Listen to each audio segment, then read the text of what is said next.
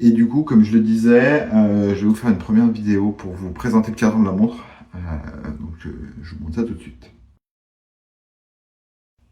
Donc je vous fais cette vidéo sur le cadran blanc parce qu'il rend mieux à la vidéo, et puis le noir est exactement similaire en termes de fonctionnalité. Donc on a un premier guichet année et mois, enfin deux premiers guichets année et mois. On a évidemment les aiguilles des secondes, des minutes et des heures et des minutes, pardon. On a un deuxième petit sous-cadran ici qui est le jour dans le mois, avec un indicateur de la semaine dans le mois qui n'est pas tout à fait exact, mais qui permet dans les grandes lignes d'être juste.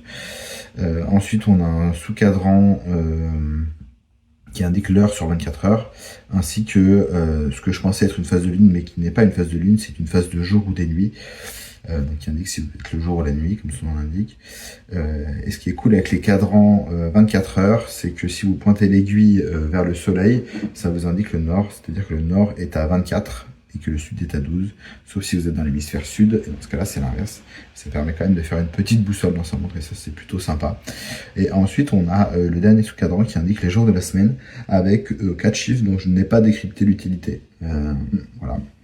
Et puis on a tout autour de la montre des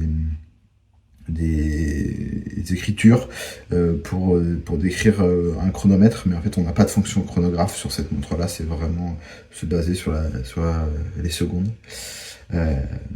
Les boutons, en fait il y a 4 boutons plus la couronne ou le remontoir qui est ici. Donc, le remontoir permet de régler la montre et de remonter la montre, mais les 4 boutons ne servent pas à des fonctions de chronomètre. Celui-ci il sert à changer